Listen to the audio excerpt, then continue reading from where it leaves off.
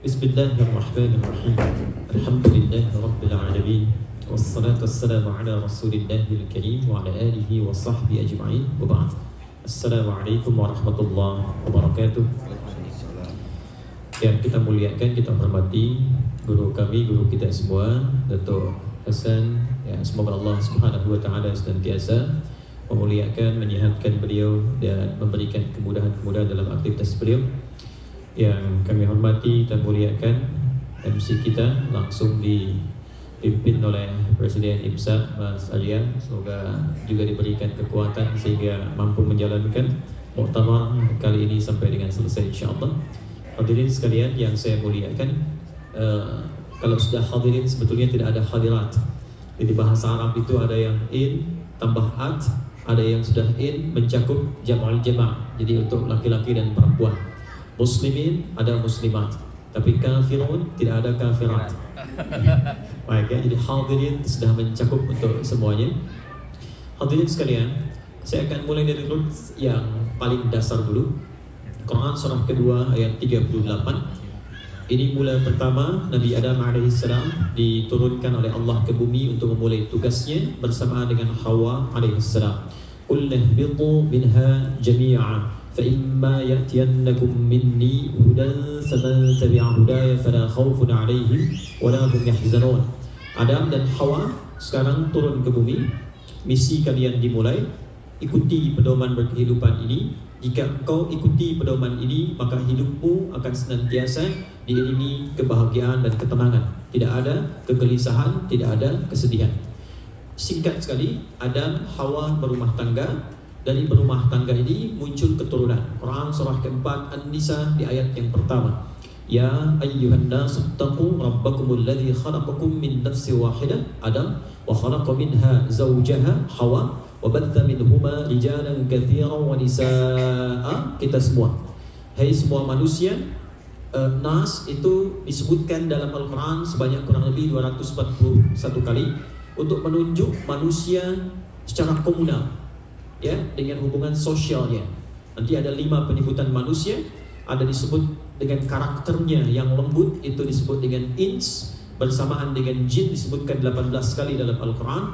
Ya ma'syaral jinni wal ins wa ma khalaqtul jinna wal ins. Ada yang menunjuk pada totalitas aktivitas disebut dengan insan, 65 kali disebutkan dalam Al-Quran, termasuk ada surah Al-Insan, hal ata 'alal insan. Ada yang disebut dengan Bani Adam, menunjukkan genealogi sampai dengan ke Adam alaihissalam. 7 kali disebutkan dalam Al-Quran. Ya Bani Adam khudhu zinatakum 'inda kulli masjid. Seperti contoh Quran surah ke-7 ayat 31. Dan ada pula disebut dengan Bashar, mula pertama dicipta, untuk menunjuk pada keadaan nafsunya yang berbeza dengan malaikat yang tak punya nafsu. Disebutkan 35 kali dalam Al-Quran. Seperti firman Allah di Quran surah 15 ayat ke-28. Wa idh qala rabbuka lil malaikati inni khaliqun bashara. Ya ayyuhan nasu, hai semua manusia tanpa kecuali. Ittaqu rabbakumul ladzi khalaqakum min nafsin wahidah. Bertakwalah engkau kepada Rabbmu yang telah mencipta engkau dari asal keturunan yang satu, yaitu Adam. Kemudian setelah itu wa khalaqa minha zawjaha, mencipta pasangannya dari bagian Adam itu. Jadi manusia nanti ada 4 yang tercipta. Ada manusia yang tercipta dari bagian laki-laki, yaitu Hawa. Ada manusia tunggal tanpa laki-laki, tanpa perempuan, yaitu Adam alaihissalam. Ada manusia dari perempuan saja, tak ada lakinya, yaitu Isa alaihissalam. Ada manusia yang dari laki-laki dan perempuan, yaitu kita semuanya. Jadi kalau Yesus dipertuhankan, selalu ada yang bertanya, kenapa Adam tidak dipertuhankan? Karena Adam lahir tanpa ibu dan bapa. Kemudian wabatha minhuma rijalan katsiran wa nisaa. Dari Adam dan Hawa muncullah kemudian keturunan yang menyebar. Penyebarannya ada di Quran surah ke-49 Al-Hujurat di ayat ke-13. Allah berfirman, Ya ayyuhan nasu inna khalaqnakum min dzakarin wa untha wa ja'alnakum syu'uban wa qabaila lita'arafu inna akramakum 'indallahi atqakum. Hai semua manusia, anak cucu Adam yang telah menyebar itu. Di sini titik poin pembahasan kita, dan di sini saya akan sedikit melambatkan ritme uraiannya. Hei semua manusia, anak cucu Adam yang telah tercipta. Inna, sungguh demi keagunganku. Jadi di Quran itu kalau ada ayat dibuka dengan inna, naknya panjang, itu menunjuk pada ta'zimun nafsi li ta'zimi sya'ni. Saking agungnya informasi yang disampaikan, Allah sampai menghadirkan keagungan zatnya. Jadi penciptaan manusia itu begitu agung. Karena itu hak-hak asasi manusia dijunjung tinggi dan diagungkan dalam Al-Quran. Tak boleh dicela, tak boleh dihinakan, ya, tak boleh dibuat hoax. Maka turun berbagai ayat menjaga kemuliaan manusia. Rangkumannya ada di Quran surah ke-17 Al-Isra di ayat ke-70. Walaqad karramna bani Adam wa hamalnahum fil bardi wal bahri. Nah, kemudian sampai ke akhir ayat wa faddalnahum ala katsirin mimma khalaqna tafdila. Kemudian inna khalaqnakum min dzakari wa untha. Anak cucu Adam itu cuma ada dua, tak ada yang ketiga. Kalau tak laki-laki, maka dia perempuan. Karena itu sapaannya tuan dan puan. Ya, tak ada yang ketiga, hanya lelaki dan perempuan. Nanti mungkin satu saat kalau kita bahas tentang perjalanan kisah umat Nabi Lut, kita akan kaji salah satu hadis atau riwayat terkait dengan akhir zaman, di mana nanti semua ujian-ujian di masa lalu bisa terakumulasi di masa-masa depan dengan tingkat yang lebih parah. Jadi kalau masa Nabi Lut itu homoseksual cuma di laki-laki saja, nanti di masa-masa berikutnya akan tiba itu berkembang, perempuan pun kemudian berlaku yang serupa, laki-laki demikian, bahkan nanti ada yang merubah tampilan dirinya laki-laki ke perempuan, perempuan ke laki-laki. Itu pertanda mendekat ke masa akhir zaman. Wa ja'alnakum syu'uban wa qabaila. Ini poinnya. Semua anak cucu Adam yang menyebar itu nanti akan dipengaruhi oleh topografi lingkungannya, di mana dia tinggal di geografisnya, di mana dia tinggal di lingkungannya, maka nanti akan terpengaruh oleh keadaan lingkungannya. Ya, terbentuk dari mulai lisan. Kalau kita baca surah ke-30 Ar-Rum misalnya, dari ayat ke-19, 20 sampai 21 nanti pernikahannya, kita temukan wa min ayatihi ikhtilafu alwanikum wa alsinatikum. Ya, di antara tanda kebesaran Allah ketika saling bergaul, ada pengaruh lingkungan, maka terbentuklah tutur bicara yang berbeza. Ya, nanti ada yang di sini menggunakan bahasa Inggris, bahasa Inggris pun bisa beda-beda. Ya, di Malaysia bahasa Melayu, di Indonesia bahasa Indonesia, ada keragaman bahasa. Itu pengaruh dari lingkungan membentuk kebiasaan. Ada kitab bagus sekali karya Dr. Ibrahim Anis ketika beliau menerangkan tentang ilmu aswat, bagaimana suara itu bisa muncul dan melahirkan bahasa. Teorinya pengaruh-pengaruh dari lingkungan melahirkan perbezaan-perbezaan. Perbezaan itulah yang kelak menyusun suku, qabail, kemudian juga menyusun beberapa budaya, ya, menyusun masyarakat syu'abah. Maka muncul misalnya budaya di Melayu A, budaya di Indonesia bisa ditemukan B, budaya di Amerika C. Akumulasi dari budaya ini itulah membentuk yang dinamakan adat istiadat. Tujuannya apa? Membentuk keragaman, lita'arafu, supaya ada warna dalam kehidupan. Jadi bayangkan kalau semua berbicara dengan satu bahasa saja, tak ada warnanya. Bayangkan kalau semua ya tampilannya sama, tak ada rasa keindahan dalam berkehidupan. Karena itu ada yang dibentuk nanti dari tampilan saja, ada yang kulitnya misalnya putih, coklat, ya, itu bukan menunjukkan rasial, tapi dari adaptasi dengan cuaca muncul kemudian beberapa keragaman kulit, warnanya berbeda-beda. Tapi dari situ kemudian membentuk adat istiadat. Secara singkat, ketika Nabi Muhammad SAW diutus untuk berdakwah, di kalangan masyarakat saat itu pun yang disebut dengan jahiliyah, sudah ada adat istiadat. Jadi Nabi diutus dengan risalah Quran, sudah berhadapan dengan masyarakat yang sudah memiliki tradisi sendiri. Tradisinya sudah beda dengan Romawi yang ada di samping kanannya, beda dengan Persia yang ada di samping kirinya. Dan adat ini tidak akan lepas dari 4 bagian. Ini kaidah dasarnya. Adat tidak akan lepas dari 4 bagian.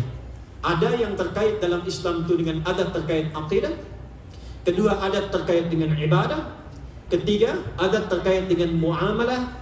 Dan yang keempat, adat terkait dengan akhlak.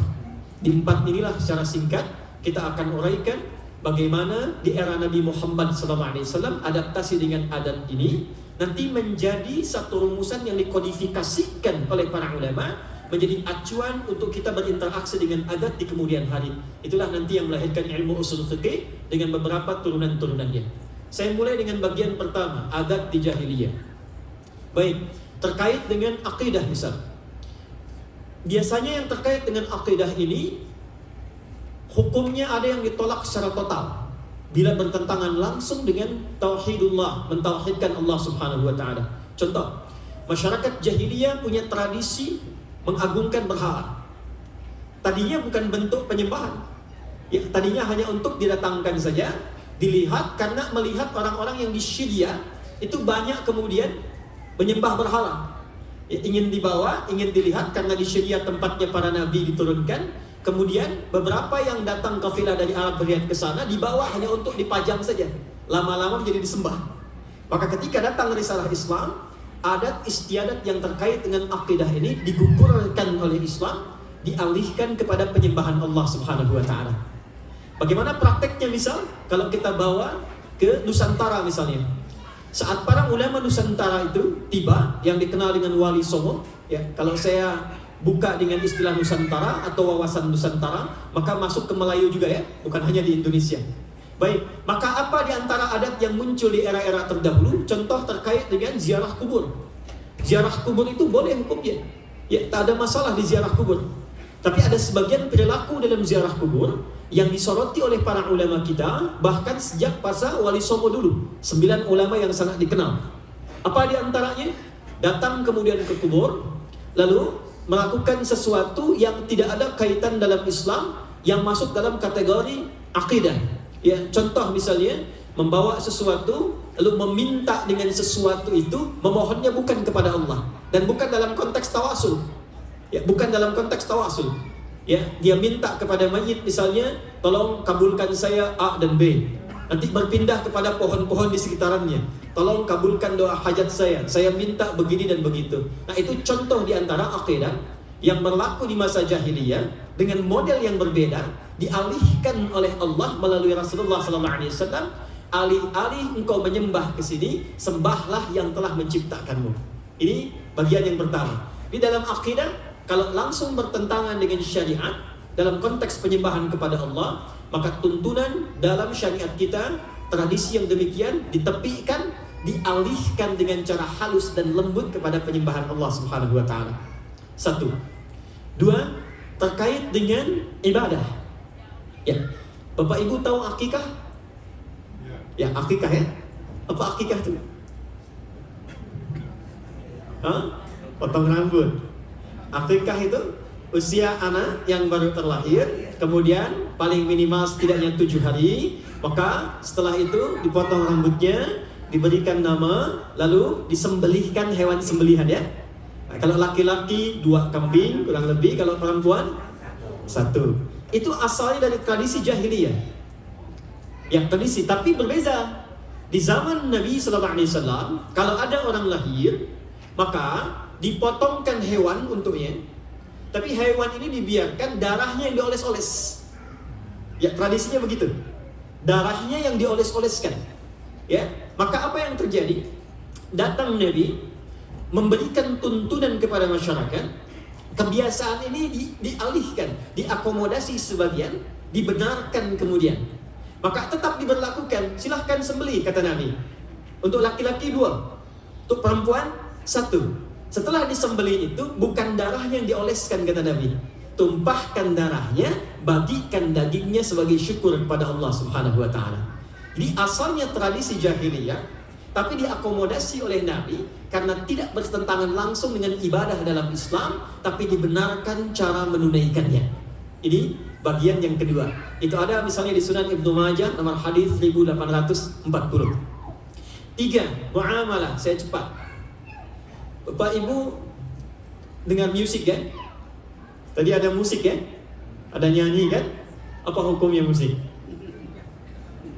Wah, ini rame ya. Beberapa tempat gara-gara musik, suami istri bisa nggak tegur sapa itu. Ya? Kawan jadi tak kenal lagi ya. Nah, musik itu asalnya juga dari tradisi jahiliyah. Ada tradisinya. Ya. Mulanya dari syair. Syair disebut syair, dan juga di bahasa Arab, saya spesialisasi juga di bahasa Arab. Syair disebut syair kalau dia memenuhi 4 unsur. Di antara 4 unsur ini ada musik. Ya, al-fasahah, al-khayal, kemudian nanti uslub, yang keempat adalah musik. Ya, musik. Ada musiknya. Nanti punya mereka 16 rumus. Disebut dengan bahr di ilmu arud. Misal, ada rumus namanya tawil. Tawilun lahu dunal bukhuri fadailun, fa'ulun mafa'ilu, fa'ulun mafa'ilu. Kifa dzikra min dzikri habibin wa manzili bisaqtili wa bainad dakhuli fa hawmali. Contoh rajaz. mustaf'ilun mustaf'ilun mustaf'ilun mustaf'ilun mustaf'ilun mustaf'ilun sautus safiril bulbuli hayyaja qalbi thamiri al-ma'u wa dhahru ma'a ma zahri lahdul muqali fa anta ya sayyidi wa sayyidi wa maulani fa kam tajummuni ghazayyinun aqayqali kataftuhu madatin fi hadha ar-rajuli fa qala la la la la faqad ghada muharmili wal walad wali wali ya wailani fa qultu la tuwalli fa baynul lu'lu ali qalat law hina kaza inda mazid muqali kahatan ka kailali tabtabuli. Coba ulangi. Madid mufa'alatun mufa'alatun fa'ilatun tala'al badru alaina min thaniyatin. Itu asalnya qasidah. Rumusnya madid. Ada 16 rumus yang dipraktikkan di era Nabi di masa jahiliyah. Itu bentuknya banyak. Misal ada orang bikin qasidah, bikin puisi untuk berzina, namanya ghazal. Jadi dia bikin rayuan-rayuan lewat puisi supaya bisa berzina dengan orang lain. Ada lagi khamariyat, bikin puisi untuk mabuk, ya. Jadi supaya senang menikmati minuman keras. Di zaman jahiliyah itu pemabuk amatir itu minumnya 5 kali dalam sehari. Itu yang amatir. Jadi kalau baru minum 2 kali, itu baru mula saja coba-coba itu, ya. Itu kalau untuk menarik dia mabuk, ada namanya khamariyat. Sehingga apa yang terjadi? Begitu mereka mabuk menggunakan syair dan bernuansa musik, maka dicela oleh Quran, ada celaannya. Wasyu'ara'u yattabi'uhumul ghawun alam tara annahum fi kulli wadi yahimun. Para penyair pujangga pemusik itu kebanyakan mereka tidak bermanfaat waktunya, datang ke lembah-lembah cari inspirasi, tapi hasilnya berbuat maksiat. Maka turunlah ayat tentang para pujangga, para pemusik. Tapi sisi lain, ternyata ketika Nabi dicela dengan musik, ada orang bikin syair pakai musik, dibela oleh sahabat Nabi, namanya Hasan bin Thabit. Maka Nabi punya pemusik, punya penyair di samping Nabi yang membela Nabi. Dan ketika membela Nabi, turunlah ayat illal ladzina amanu wa amilus shalihat, kecuali yang musiknya diarahkan kepada amal saleh dan nilai-nilai kebaikan. Maka para ulama menyimpulkan dari tradisi ini, musik berkembang dibagi 2 bagian.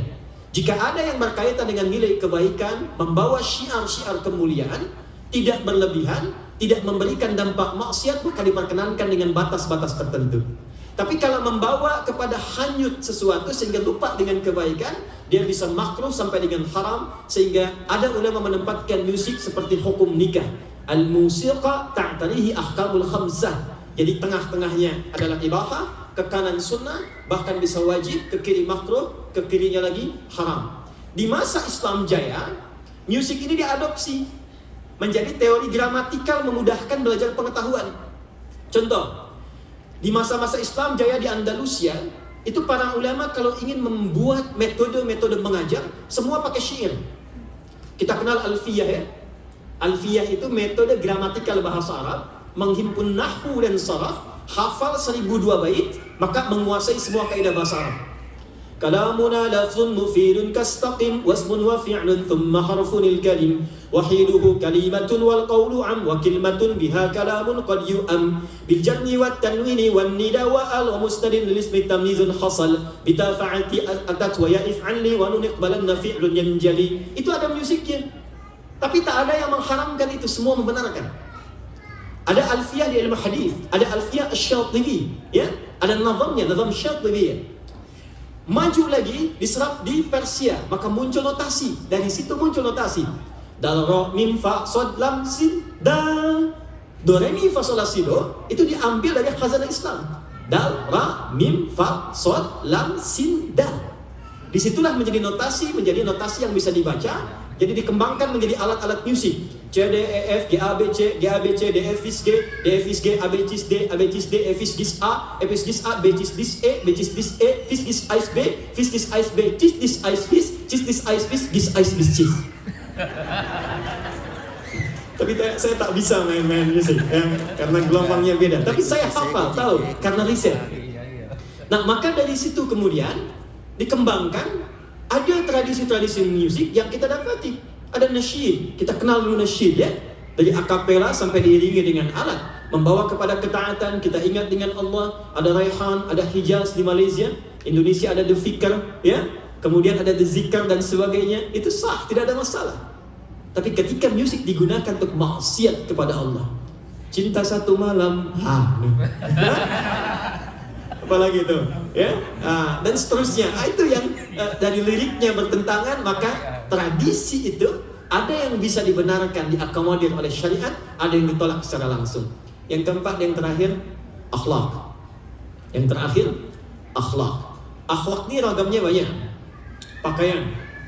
Di pakaian ini penyelaras akhlak. Quran surah ke-7 Al-A'raf misalnya ayat 26 sampai dengan 27. Kalau masuk ke 27-nya, ya bani Adama qad anzalna 'alaikum libasan yuwari sawatikum wa risha. Wa libasut taqwa dzalika khair. Hei anak cucu Adam, kami telah turunkan kepada kalian aturan berpakaian. Tapi modelnya silahkan kembangkan. Tampil seindah-indahnya. Tapi bagaimana tampil yang indah itu? Adat nanti, tradisi akan mendorong setiap orang punya keragaman, bahkan pakaian-pakaian berbeza. Di zaman jahiliyah ada pakaian yang disoal. Pakaiannya bagus, tapi ditujukan untuk menarik perhatian lawan jenis supaya bisa melakukan perbuatan zina. Maka turun Quran surah ke-33 Al-Ahzab di ayat 33 itu. Wa qarna fi buyutikunna wa la tabarrujna tabarrujal jahiliyatil ula. Jadi kalau perempuan jahiliyah dulu pengen menarik perhatian lawan jenisnya, di antara perempuannya dia pasang gelang di kakinya, bunyinya tinggi kayak perempuan India. Jadi kalau dia jalan ciki ya, itu kelihatan oleh orang. Lalu dia desain pakaiannya supaya semenarik mungkin. Ini mungkin ada fashionnya, ini ada perubahannya, tapi tidak dibenarkan tradisi itu dalam syariat Islam. Jadi silahkan, kalau mau bikin misalnya fashion tertentu, kalau mau bikin hari-hari untuk ya peragaan misalnya budaya pakaian, silahkan. Tapi jangan sampai bertentangan dengan nilai-nilai syariat untuk mengumbar aurat. Maka kita kenal ada batik misalnya, silahkan. Ya tradisi di Arab menggunakan jubah, silahkan. Tapi tidak harus misalnya itu dibawa menjadi ketentuan syariat. Kalau orang pakai jubah, masuk Islam harus pakai jubah. Tidak. Ya silakan, Melayu ada pakaiannya, boleh. Sepanjang tidak mengumbar aurat. Di Indonesia, Malaysia punya batik, punya baju koko misalnya, ya baju takwa, silakan digunakan. Dia tidak harus menjadi muslim, dicirikan dengan pakaian tertentu, maka dengan itu sah klaim dianggap sebagai seorang muslim. Tidak. Pakaian bisa beragam, ya keadaan bisa berbeda-beda. Bahkan pakaian yang di Asia, ya, Asianya kita di mana? Asia Tenggara. Di bawah ke Asia Barat bisa berbeda. Saya tinggal di beberapa negara di Timur Tengah. Bisa di Libya saja. Kita pakai sarung ya, Datuk ya. Di Malaysia, tuan-puan, bapak ibu kita pakai sarung.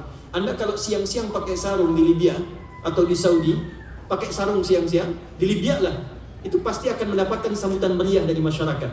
Ya. Ya.